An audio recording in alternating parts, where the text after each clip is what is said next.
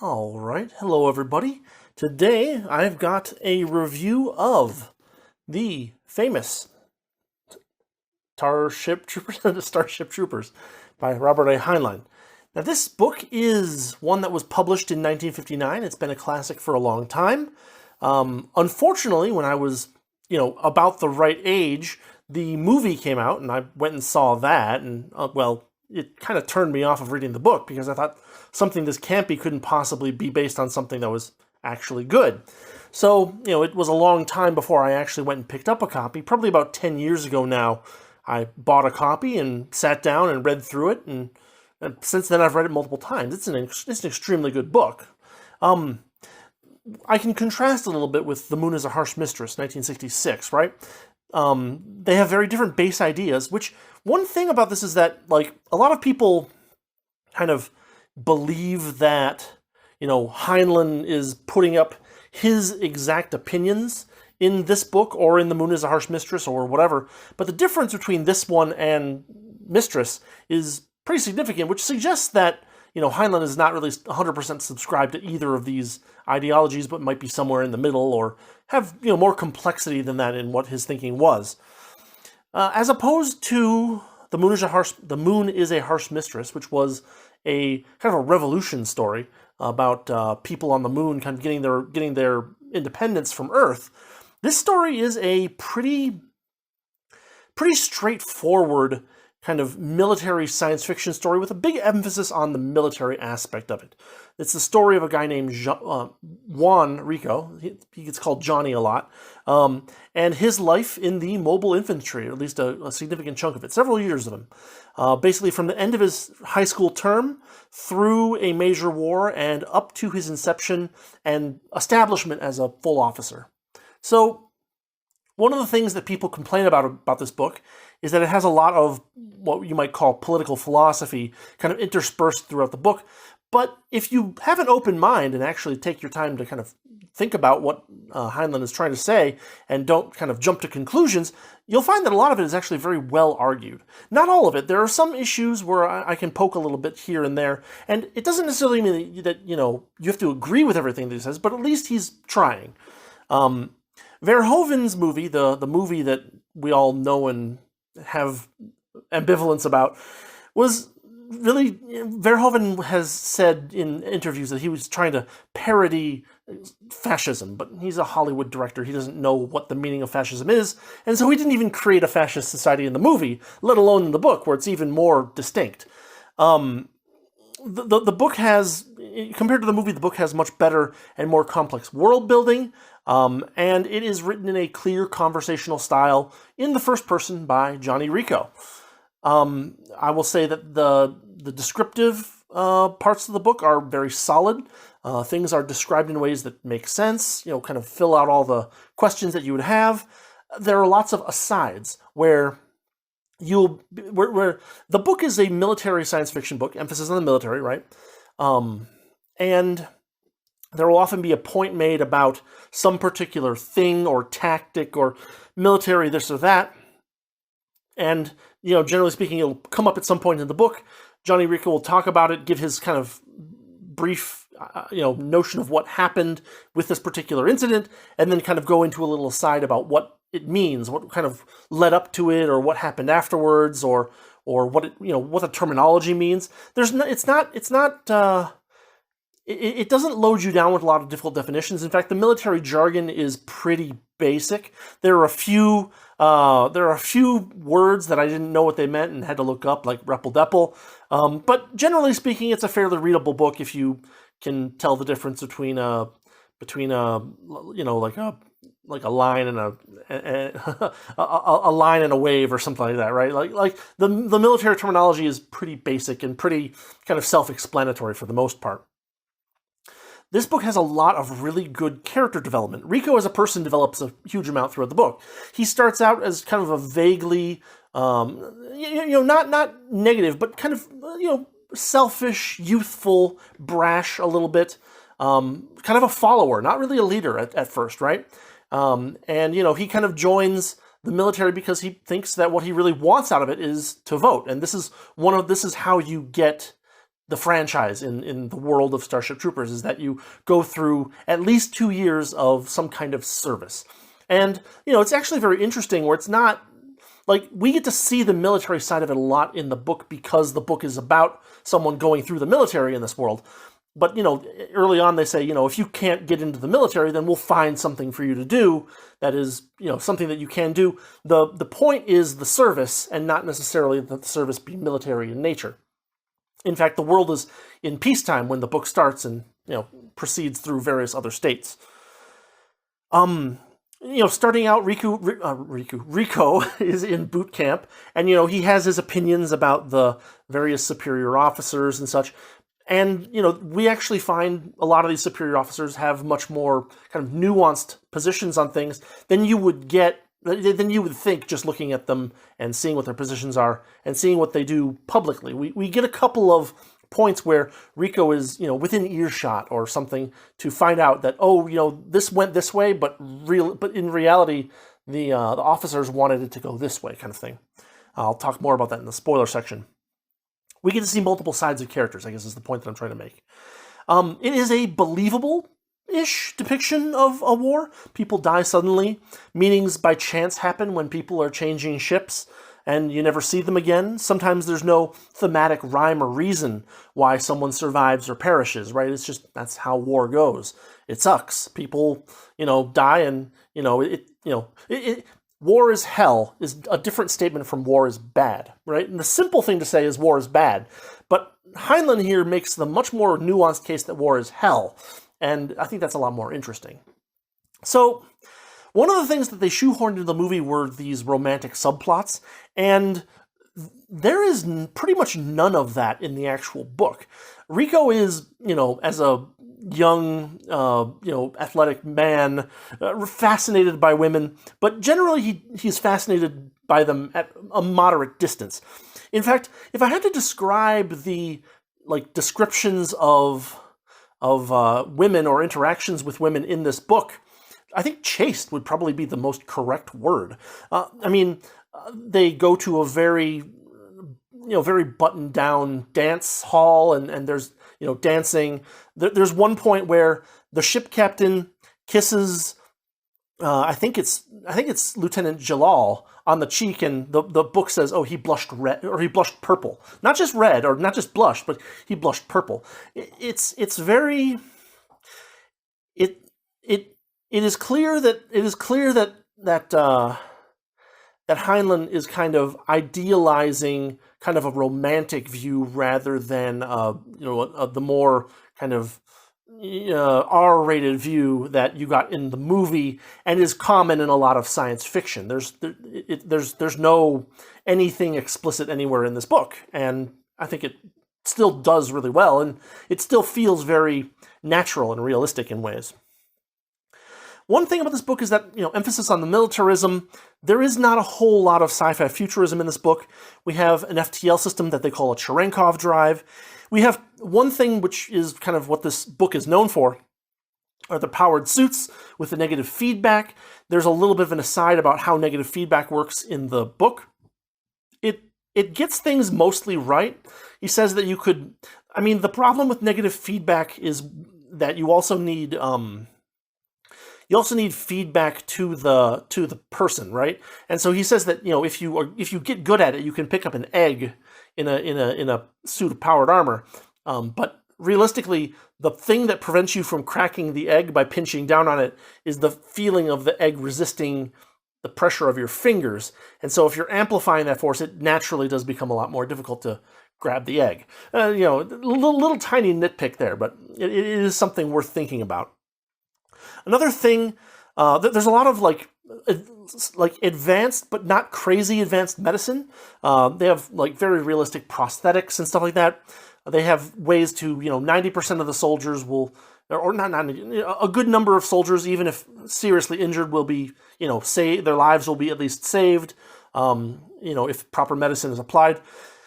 One thing that is used a lot in this book that is kind of like a sci-fi idea is the idea of hypnotism. So For example, when they have a mission, their mission details and maps and all that stuff are given to them hypnotically, so that they can remember them without having to really think about them, or without having to be good at memorizing things per se. They have the ability to hypnotize the soldiers so that they sleep when they're supposed to sleep and wake up fully awake when they're supposed to wake up. A lot of little things like that. They have hypnotic, like math textbook tutoring stuff and things like that. It's fairly prevalent through the book, and it's one of those things that you don't see a lot in modern sci-fi because hypnotism has been so kind of, what's the word? Like, it's kind of been stripped of its mystique, basically. One thing we do get is historical futurism, where Heinlein predicts the collapse of modern society, and as such, he has a very pessimistic view of what was happening for Heinlein in the future, and for us kind of in the present. The dates are wrong. He thinks that things collapsed sometime at the end of the 20th century, but many of the problems arising in society are actually kind of dead on, and Heinlein sees it as due to a deterioration in what you might call responsibility, discipline, respect, and other similar virtues like that. Social virtue is a word that he uses in the book. Compared to what you might think about this book, there's actually not as much action in it as you would suspect. We get a good chunk of action at the beginning. We get a good chunk of action right near the end. We get a few little interspersed bits of action here and there that are exciting, intense, and fun. But the action is not the focus. The book is mostly about Rico's training and, kind of him learning the ropes as a member of the mobile infantry. And as such, if you really hate training arcs, you won't like this book, because that's what 80% of the book is about. Because he goes through training in multiple different ways. He goes through training as a enlisted recruit, in the mobile infantry, and then he goes through another training arc as an officer, and with the various different issues, impinging on both of those. And he even talks about other people who do even more training, who go through the whole mobile infantry thing, and then they go through the whole naval route, and apparently people are jumping back and forth between services a bunch in this world, but we don't see a lot of that in the book specifically. People paint this book with a very unsympathetic brush sometimes, but honestly, I think it is an excellent book as long as you can read it with an open mind, or if you're already kind of in favor of Heinlein's kind of view of humanity and reality. I mean, I think it's worth thinking about the ideas that are presented by Heinlein without simply dismissing them, which a lot of people do. They say, oh, Verhoeven called this book fascist, therefore this must be a bad, idea, full of bad ideas. But it's not really that simple. It's worth actually thinking about and considering and trying to figure out where he's wrong, where he's made mistakes, where he's made assumptions, where he's used rhetoric instead of logic. There's places like that in the book. So it's worth actually making a fairly close read of these arguments and seeing what you can make of them. It's worth your time. It is a medium-length book. This copy that I have is about 335 pages with a fairly well-spaced text. But at the same time, it is an engaging read from start to finish. The most recent reading that I did was on Tuesday, where I basically read the whole thing in 2 sittings, with a lunch break in the middle, without feeling bored or tired of it at all. It just keeps moving. The pacing is excellent. There's no point where things come to a complete halt where you feel like, oh, I'm going to go get a pizza or something like that. There's always something happening. Rico is always experiencing something new and interesting, and you're always learning something about the world that is frequently very interesting and unique at bare minimum. So with that, I think we're going to stop the non-spoiler section here. I'll go into the spoiler section. I'll give you some more details if you haven't read the book or if you don't care about spoilers. So be right back. Okay, this book starts with some action, as I mentioned in the previous section. It starts with a flash forward to an early battle in Rico's career. There are 2 alien races in this book. The first one that we meet are called the Skinnies, who aren't, I believe, in the movie as far as I know. They're kind of like a tall, skinny race of humanoids that are kind of at war or at high tension with humanity at the beginning of the book, and then eventually kind of become a erstwhile ally of humanity. And we don't really see that much of them after the first chapter, honestly. The other race is, of course, the arachnids. Those are the antagonists in the book. Those are kind of hive-minded creatures, and they're actually very... how to describe it? In the movie, the arachnids are kind of a shock troop kind of force. They use melee combat kind of thing. In the book, they actually have weaponry and stuff like that, and the weaponry is actually stated to be very powerful. It can cut through one of your powered suits like it's butter if you're not careful. The arachnids become the antagonists for the larger part of the book. Humanity ends up in a big war, an interstellar war with the bugs. And so, we're going to have those two different races. But at the beginning, we have this fight with the skinnies. What this fight does is it kind of establishes the unique doctrine of the mobile infantry, right? You think about different generations of warfare, big lines of people running at each other with swords and spears. You have, lines and groups and curves, in staggered lines with rifles. You have trench warfare, and you have all these different kinds of warfare that you can think of historically, where kind of numbers are a big deal. And in the world of Starship Troopers, and particularly the mobile infantry, numbers are not a big deal. In fact, the first chapter is about this raid where it's like, 20 people or something like that. And they're in these armored suits that can help them move, miles very, very quick. They can move miles in minutes kind of thing very quickly. They can jump, they can fly, they have all kinds of crazy weaponry. But not only that, it also establishes the doctrine of the way that Rico looks at war as a thing, right?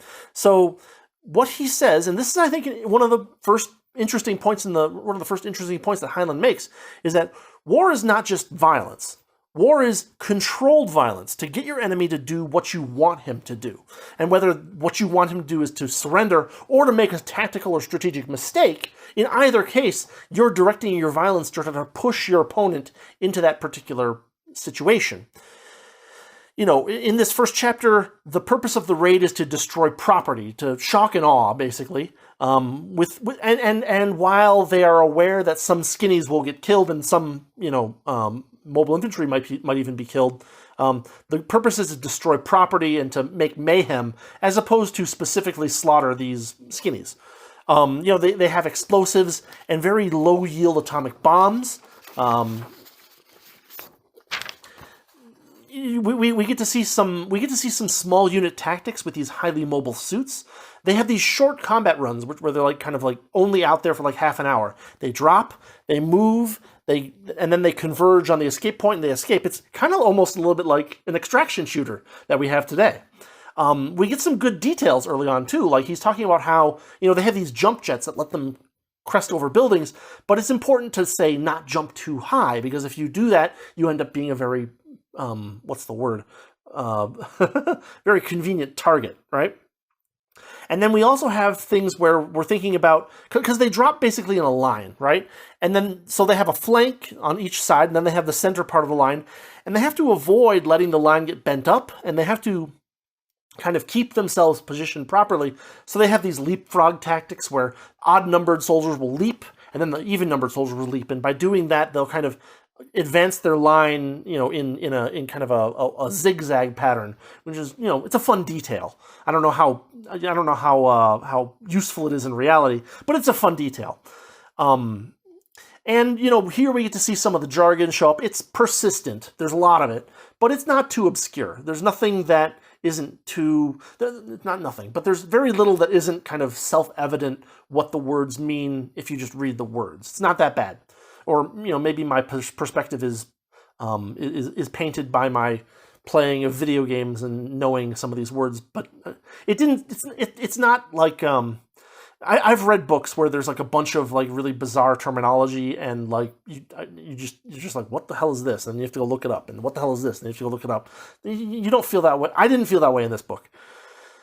Then, after we've seen this kind of first raid, after we get a little action to hook us into the story, we go back in time to when Johnny is just getting out of high school.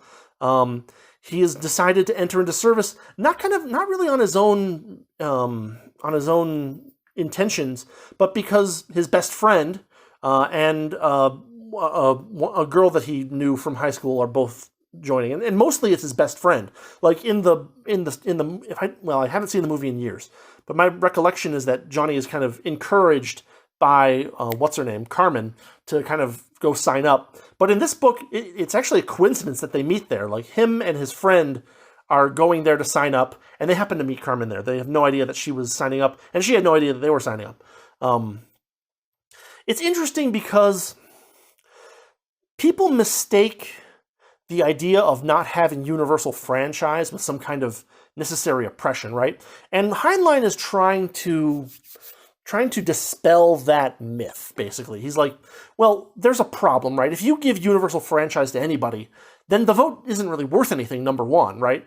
Anybody can do it, and so you end up with like conflicts of interest and stuff like that. But not only that, you end up with people who just vote themselves the world, or vote to, say gravity doesn't exist, and that's not what votes can do, and so you end up with societies that can collapse because they, for instance, make their own welfare state too large, or something like that.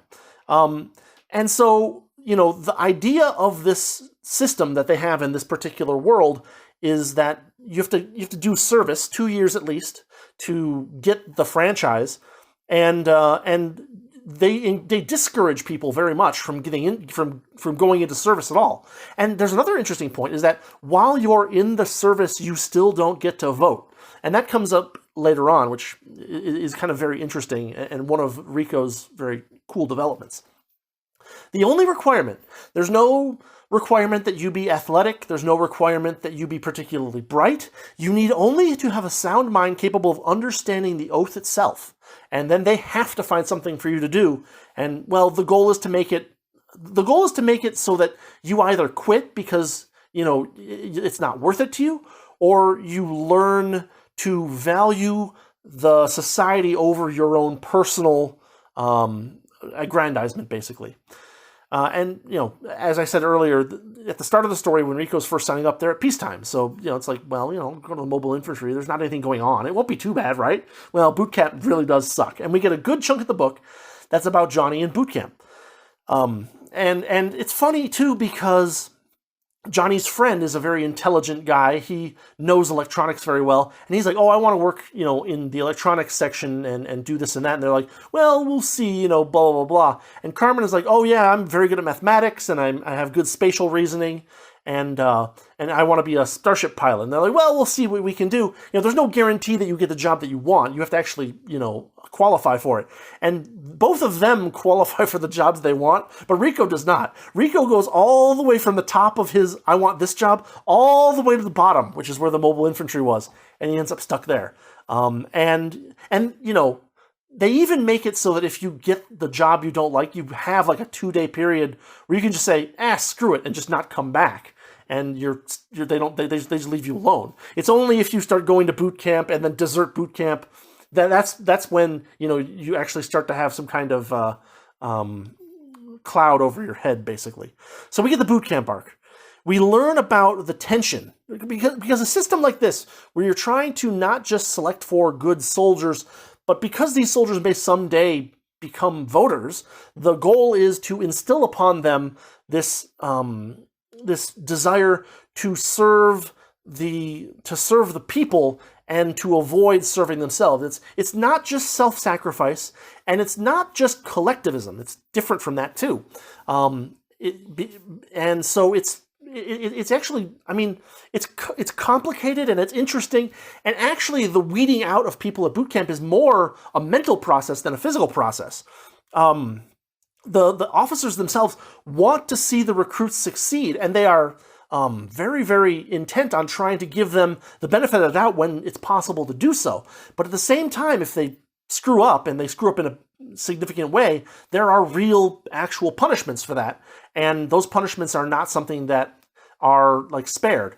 Even when the officers feel like they want to give mercy, they have to provide these punishments because a person has shown himself to not be fit to, be a member of the body politic, effectively, is kind of the language that Heinlein might use. We get this amazing, really, really cool short arc of there's a recruit, and he's kind of smarter. He's not as smart as he thinks he is, right?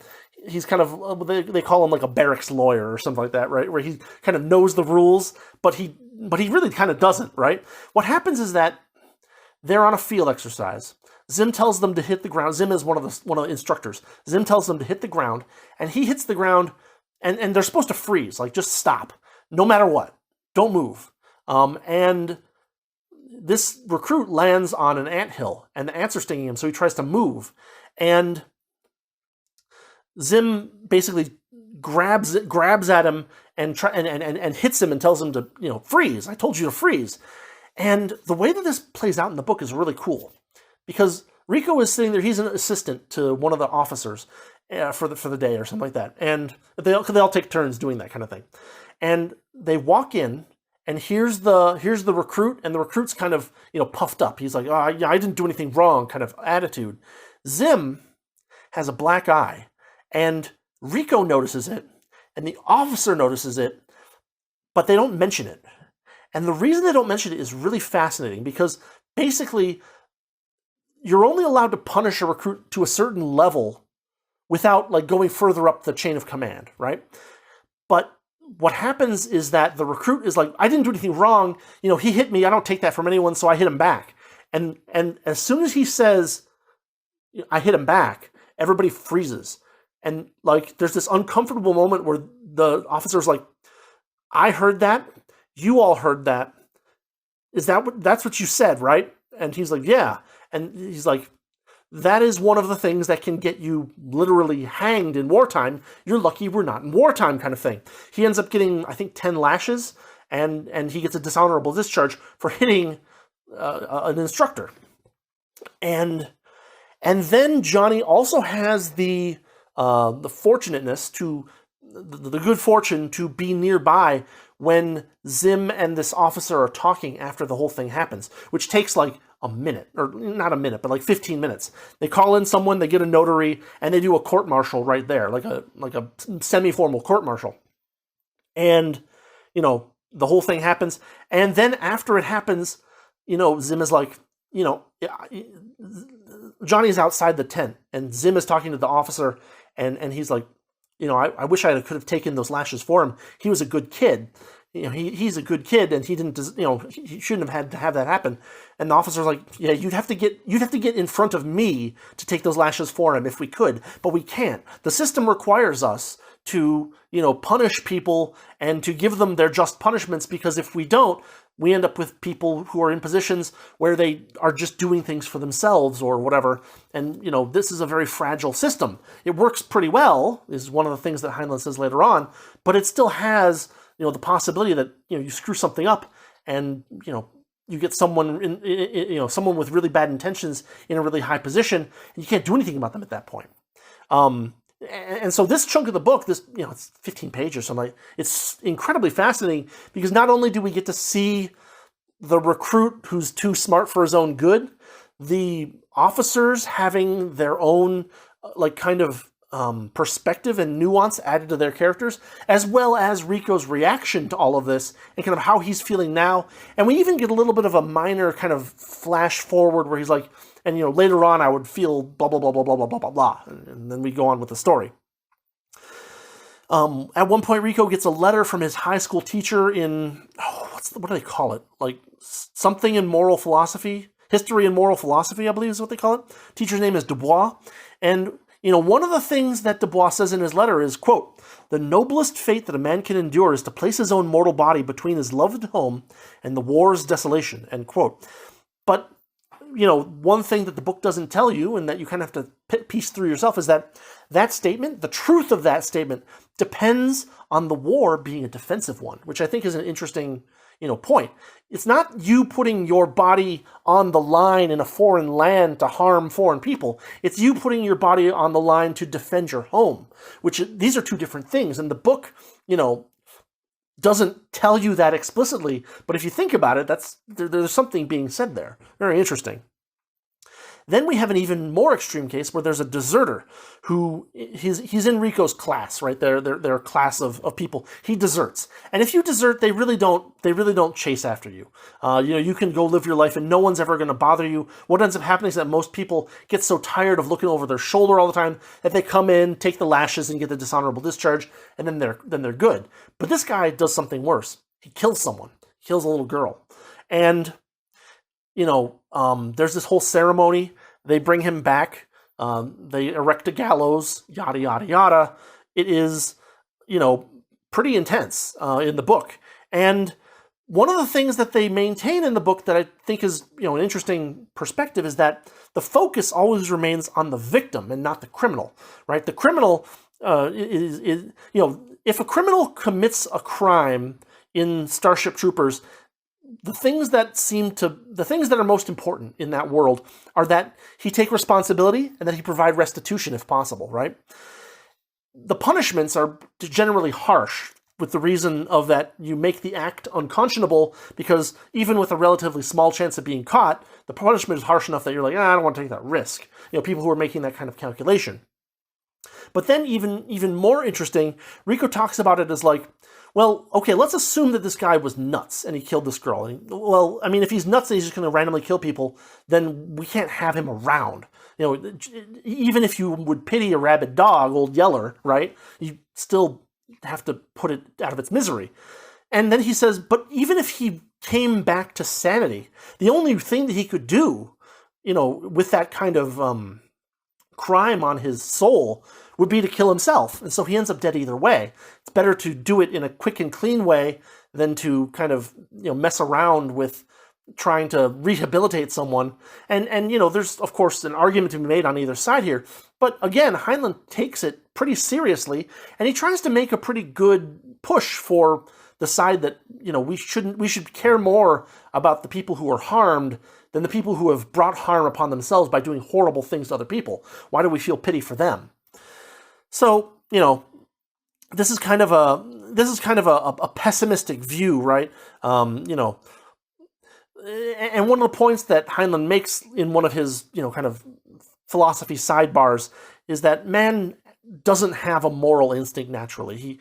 That morals appear through training, and it's just in the same way as like you train a dog. Training has three necessary stages: warning, identification of the act, and punishment for the transgression. And then if you get rid of any of these stages, you end up creating an individual that doesn't have the right mental connection between, this is wrong, I did this, I get this punishment, right? You need all three of those stages for it to make sense. And if you don't have it make sense, you end up with people who don't, make the correct association between action and punishment. It's kind of a pessimistic view of like pure reason as a convincer, right? Like we kind of think sometimes today that, if we could just convince people to, be nice to each other, that would solve all the problems. But, there are people who, even no matter how much you tell them it's good to be nice to people, they still don't want to be nice to people. On the other hand, there are things out there like people who talk about, what's it called? Like peaceful parenting, right? Yay or nay? I don't know.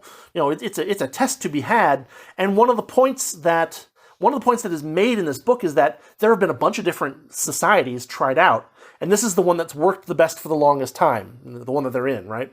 And again, this is stated by Heinlein, so it's not argued, but if it were the truth, it would be a good piece of evidence, I guess. Anyway, so as you have probably guessed at this point, the book is the world of the book is kind of a very extreme sense of meritocracies with a lot of responsibility and what I said earlier Heinlein calls social virtue. It's a government based on ensuring that everyone who has any political power whatsoever has been thoroughly trained and tested, under rough circumstances, to value the whole over himself, not simply the individual, right? Not the whole over the individual, but the whole over himself. And that, to Heinlein, at least in the book, that is the key. Is this plausible? Maybe over some period of time, maybe even over a relatively long period of time, right? But can such a thing last forever? There will always be people with bad intentions who kind of try to get into power, weasel their way in one way or another. Can you, through a system like this, 100% stop them forever? Maybe not. And there's even some little bits of contradiction that kind of show forth here, right? Like, for instance, we're dealing with a society where this kind of public service, usually military service, is what moves people into the voting class, right? We need to make sure, in the logic of the book, we need to make sure that the people who move into the voting class are always good people, right? But then there's a war, and you'd think, well, for a militaristic society like this, a war would be no problem. But in fact, the war causes them to kind of speed up their training regimens. What are the chances that more bad people get into the body politic because of the war than if there hadn't been a war at all? And so we see that this militaristic society almost sows its own doom in a sense that, yeah, the society is militaristic, but the more the military gets used, the faster the society collapses.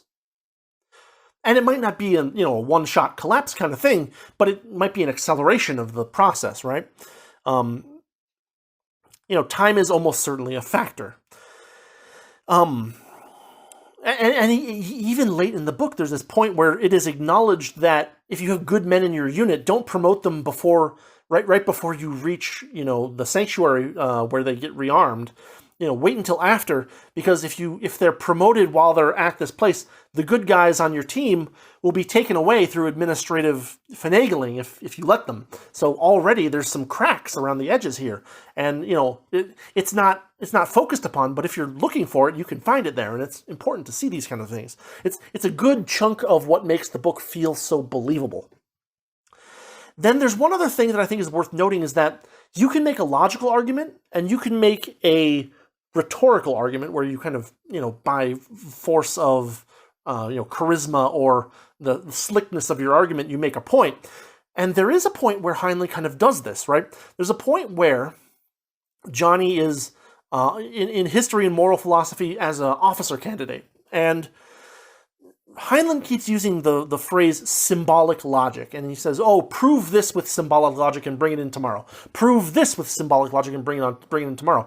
And the things to prove are always like, "Oh, this is the better way to run society." It's something like that, where what he's doing is actually a rhetorical trick. He is implying that rigorous proofs of this political philosophy exist or are possible, that such solutions are possible and are what what the book thinks they are.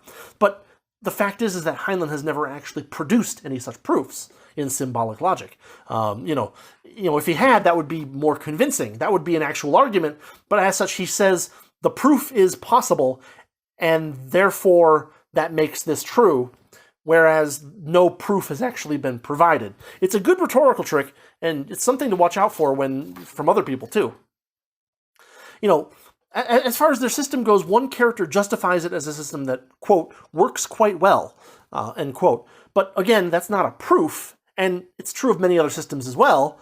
And, Heinlein wrote the book. He could make whatever works work if he wants to, right? You can jerry-rig anything together you want in a fiction book, and if you try hard enough, you can make it relatively consistent.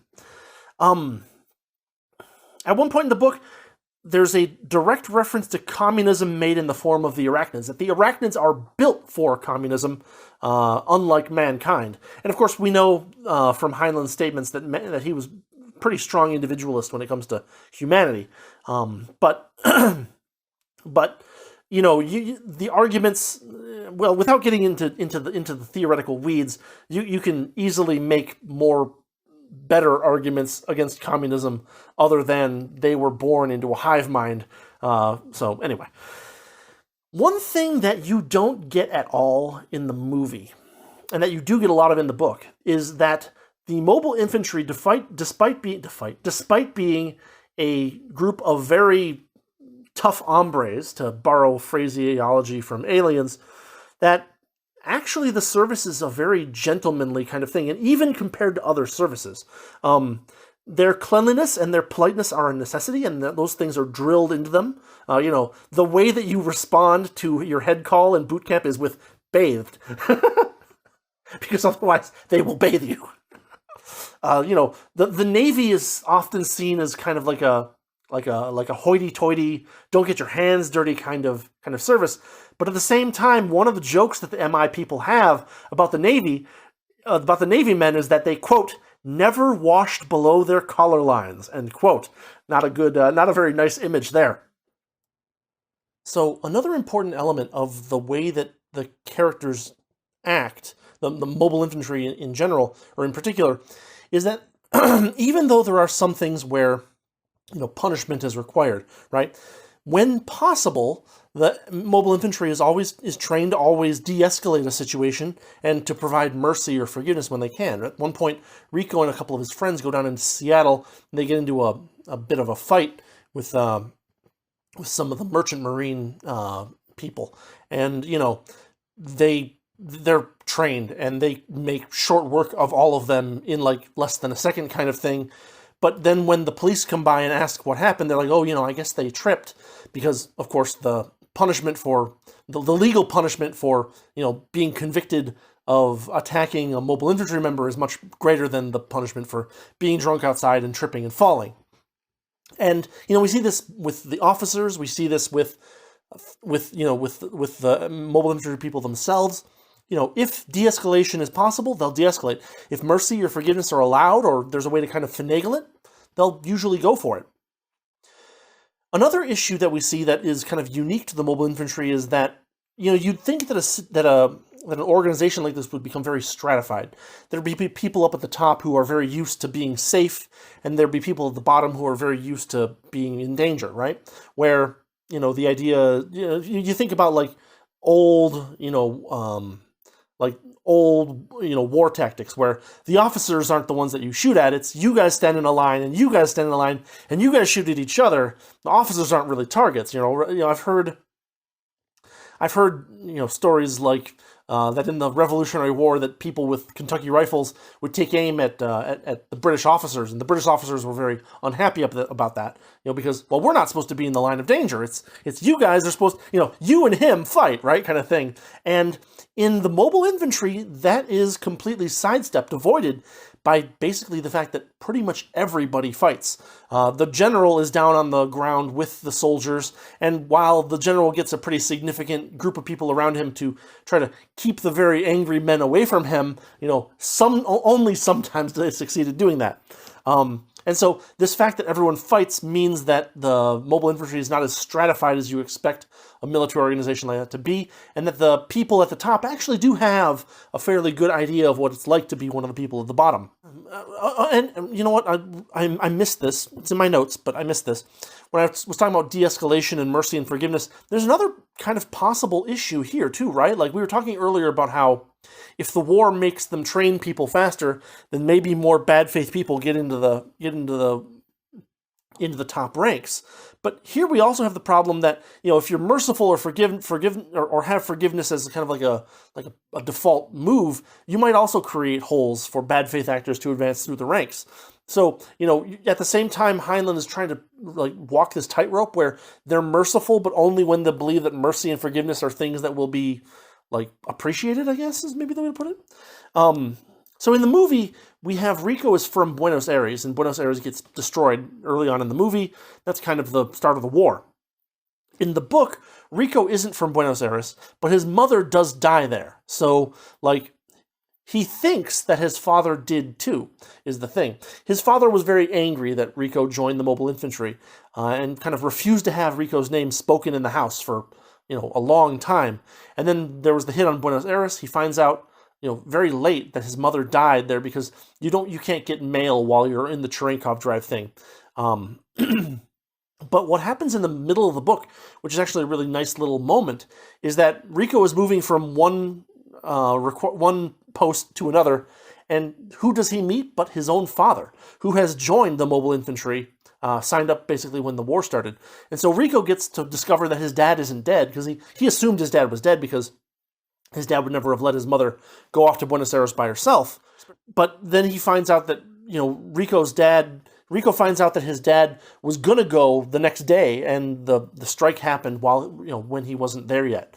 And so he joined the mobile infantry, and like it's not about revenge for Rico's father. Rico's father actually talks about how when Rico joined the mobile infantry, Rico's father realized that was the kind of thing that he always wanted to do for himself, but never had the guts to do. And so they have this very fleeting but kind of emotional moment together, and then they're apart again. And there's a really great moment where, they part ways, and Rico goes to his next post, and the superior officer is like, "Why are you late?" Right? And Rico's like, "I thought my dad was dead, and I just saw him, and he's going off on this ship." And, like, this happens a couple times, but it's like, well, that is clearly a good enough reason for you to be late kind of thing. There's another point earlier on where they're asking if Rico wants to be one of the canine soldiers, and they ask him about his, if he had a dog when he was a kid. And there's some very interesting character points there that I don't want to spoil. It's worth reading. But yeah, the officer is sympathetic to, like, "Oh, you thought your father was dead and you saw him, and he's also in the mobile infantry and he's going off on the Roger Young. All right, cool, that's fine. It's all right for you to be a little bit late." I would be remiss as a human being in chewing you out for taking that moment of discovery to as something wrong. Throughout the book, we find out that the Federation is kind of losing the war. There's this major loss at Klendathu, I believe. And at about this time, Rico decides that he kind of wants to go move up to train as a career officer instead of just finishing out his term. There's this whole thing about him going career and whether he thinks that it's for him or not. And he discovers something very interesting about himself, which is kind of, I think, part of what they want people to turn into as they go through their service, right? He discovers that when he joined the mobile infantry, he really only wanted to do 2 years to get his vote. But that over time, the mobile infantry has become as much of his home as anywhere else, and so he really wants to stay there, vote or not. And I think that's an interesting part of his character arc that is, very interesting to read about in the book. The mobile infantry has become what's important to him. It's not about just getting this thing out of it anymore, which I think is the state of mind that they're trying to push for, right? So that's, I think, an interesting kind of setup payoff kind of thing. And now when Rico enters officer school, we get a whole new training arc, but a very different one, because officers not only have to be good at shooting and fighting and kicking and whatever, they also have to be good at math and tactics and strategy and all that stuff. And so he has to widen his skill set in a very big way and focus on command rather than simple combat. There's an interesting side note in his training as an officer, when he's still a cadet officer, or when he's like just about to get his first command. The guy says, "Oh yeah, by the way, if you want to look intelligent as an officer, just ask your sergeant what to do, and he'll usually have the right thing to do. You don't have to do what he says, but it's good for you to ask him." And this is, if you remember my review of, what was it? I think it was one of the Raymond Feist books. It was either Krondor the Assassins or I haven't reviewed Tear of the Gods yet, so it must have been Krondor the Assassins, where what's his name? Anyway, where Pug's son gets an officer thing, and they're like, if you want to look intelligent, ask your sergeant what to do and tell him what you want done. If you want to look dumb, try to do it yourself, kind of thing. It's interesting that we got the same advice in two very different books. So Rico goes through officer school. There's another very interesting training arc there. We learn a lot more about him and the world and the characters. We get a lot more character interactions and stuff. We get to see kind of a lot like what that life is like. And then the final part of the book is about this battle on, I think they call it just Planet P. And it's very similar to the end of the movie, where the goal is to get brain bugs or to get queens. But of course it goes out and it proceeds in a very different way. There's actually a strange argument or maybe plot point in this book that kind of bugged me this time I was reading it. Okay, so the argument is that they can't just bombard the surface with atomic bombs because the brains and queens are too deep. But, like, it seems to me like they would have been able to blockade and bleed dry the enemies until there was no more of whatever organic material they need to make soldiers, right? And then, they cover the surface, they irradiate the surface, and they let the hive mostly die, and then they go in and get the brain bugs and the queens. Maybe the fact is that they wouldn't know when the mostly die point is that makes it that they had to do it this way, but I just noticed that when I was reading it this time. But the idea is that, they're going to go down, they're going to deal with the soldiers that come up to the surface, then they're going to go down and grab the queens and brain bugs. One thing about this book, having just read Legend of the Galactic Heroes, this book takes not a whole lot of attention paid to like logistics and limited resources. It's there, but it's never really the focus of the narrative. In Galactic Heroes, logistics was everything. So I found that to be an interesting contrast. But in any case, this is kind of Rico's first real command. And of course, I won't spoil the whole battle, but the point is that you get mixed results. It's realistic, believable kind of war stuff. Lots of twists and turns. It's very fun. It's a very tense read at the end of the book here, where everything has kind of been like going along with the flow. This is where things really compress and get very kind of intense for a good 30, 50 pages, something like that. And, as I said, it's fairly believable. And then, we get to the end of the story where Rico gets his own unit. It happens to be, the same unit, not the same people, but the same unit as he was in when he was just out of boot camp. And, you discover that his father becomes his own platoon sergeant, and there's kind of a, if not a happily ever after, at least a good enough ever after kind of ending. So, yeah, I don't want to spoil any more about this book. As I've said, it's an excellent read, definitely worth reading, a huge amount of fun. It's tense and well-written and interesting. Let's move on to the conclusion, and we'll get out of this long video, all right? Okay, in conclusion, Starship Troopers is a really, really, really good book. It has excellent characters with a lot of depth and different nuances to them. It has a lot of believable developments for a military story that makes it into a really great kind of, fun story to kind of read and even reread. There is some action, and the action is well done, but it's not the focus of the book. The story is really about Rico's growth as a character, which is one of those things that makes it more literary than you would expect this book to be, right? It's a sci-fi military book with an emphasis on the military, but really, the emphasis is the military is a small, or the military is not about shoving in action scenes, but is about showing how this one particular character changes and grows over the course of several years of his life, and it's done very, very well. The voice and tone of the story are very accessible. The pacing is excellent. You never really feel like you're bored, and you never really feel like, you're overwhelmed. Things kind of move up and move down slowly without ever reaching something that is kind of hard to handle. It's easy to get stuck on Heinlein's philosophy. A lot of people do, right? Like they're like, oh, well, he's saying this thing, and I don't believe that thing, and that makes this book bad. And a lot of this is people kind of reading the book with a very closed mind, or people just not knowing what they're talking about, and then they spit their opinions out, and other people listen to those ignorant opinions and say, that's my opinion of this book. They call anything they dislike by mean words kind of thing. But actually, this book tries to make an exposition of political philosophy interesting and multi-sided. Heinlein doesn't do a great job of devil's advocate for a lot of these things. It's like, some person will raise their hand and they'll bring up this example, and then they'll get swatted down. But at least there's the counterexample there, so there's something. And some of them are better than others, but none of them is like a really particularly in-depth look. And as I mentioned, there are a couple of cases where he uses like a rhetorical trick to be like, oh, this proof is possible, and therefore that means that that implies that this thing is true, when in fact no such proof has ever been produced, right? So there's a little bit in there that you have to watch out for.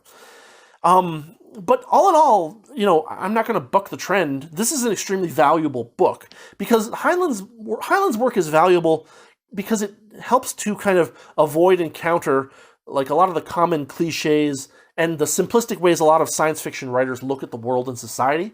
Heinlein has a completely different perspective, and if you want to read something that you've never read before, you can read this. And if you want to get a broader view of how different people view the world and responsibility and how society ought to work, Heinlein's books are a great example of this. And as I mentioned earlier, right, because Starship Troopers and like his later book, the Moon is a Harsh Mistress, they're very different in their philosophies too. So it's not necessarily true that Heinlein is just like polemicizing things and pontificating of what he believes is right. There's a decent amount of, or at least there must be a decent amount, either of changes of his own minds between this book and Harsh Mistress, or he's just kind of thought up an idea and a framework and wants to see how far it goes and how well it might work in his own imagination. And I think that's valuable to keep an eye on as well, because it helps you kind of expand your own ability to kind of imagine different ways for things to go, and so on and so forth. Anyway, this video is already way too long, so we will call it here. Starship Troopers, solid book. Worth thinking about, worth reading multiple times. The movie is one of those things that people like as like a cult classic kind of thing, but Verhoeven does not do the book justice. I'll just put it that way. So yeah. Anyway, that's what I've got for you for this time. I'm probably going to do some. Cull of Atlantis next. Maybe not the whole book. Maybe I'll cut it into 2 or 3 sections and do one a week, and sneak in the Aliens Omnibus at some point, and maybe something else. But anyway, this has been Starship Troopers review. Thanks for watching. Thanks for listening. And I'll see you next time. Have a good one.